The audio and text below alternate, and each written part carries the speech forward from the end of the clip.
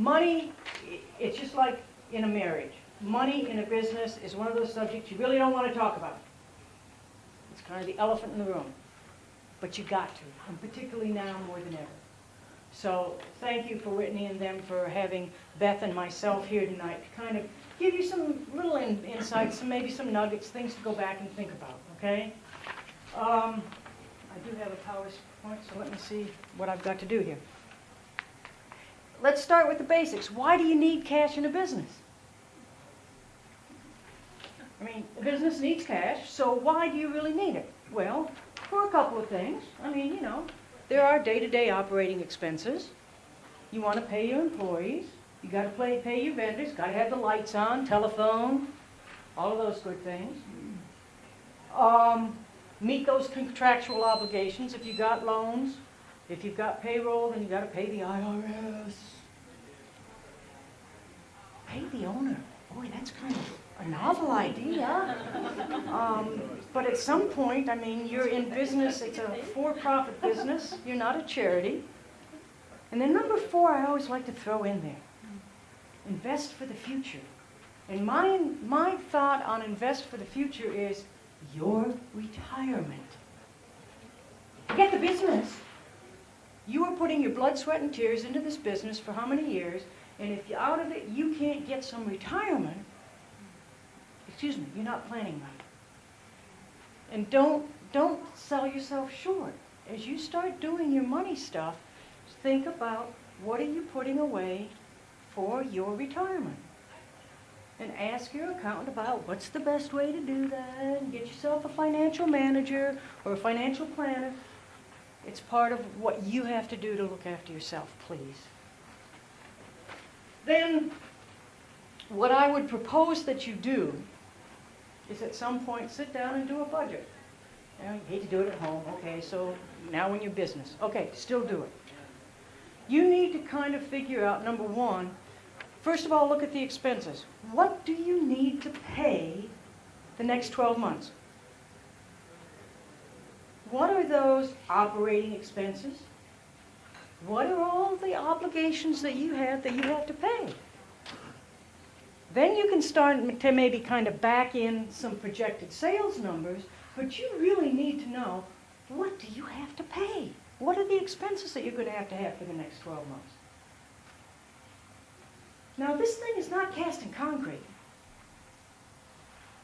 It's a working document for your business. So what I suggest you do is that every month you go back, every month you print out from your QuickBooks or your financial computer program or whatever, an actual profit and loss for that month, and start comparing it to what you've projected. And start looking at the differences, and start making changes, and start planning. And spend some time every month kind of reviewing these documents, because it's important. And more than anything, keep looking at those overhead expenses. What have you got that you can control? I mean, you know you got to keep the lights on. You know, maybe you need to talk to Mid-Atlantic Protel about their cell phone service and getting that because it's cheaper than a landline. Right? Yes. So Brian will be speaking next month. Along with DeFleury's chocolates. Right. So hey, you know, telephones and chocolates. What's too bad about that?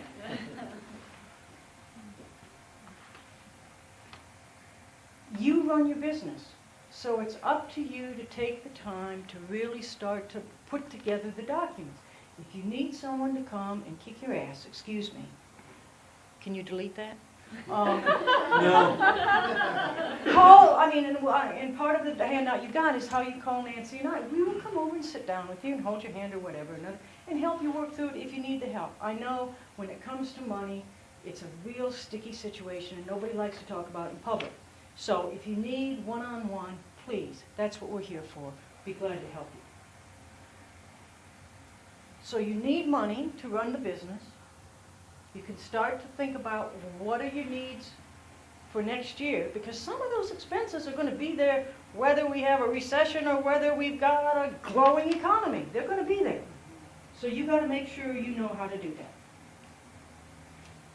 So then we get to the question, why do you keep cash? Oh, no, I'm sorry. Read that. How do you keep cash? something called internal controls. Money is not going to earn any interest sitting in your desk drawer locked up. Now, in reality, it may not earn a whole lot of interest sitting in a checking account either, but make it work for you. Take your money to the bank on a regular basis. And the reality of the situation is, in the economy we are in, and as we get closer to the holidays, there is perhaps going to be more people coming into businesses and banks and trying to relieve you of your money.